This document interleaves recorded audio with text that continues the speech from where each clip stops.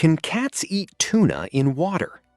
Yes, cats can eat tuna packed in water as an occasional treat, but it should never replace their regular balanced diet.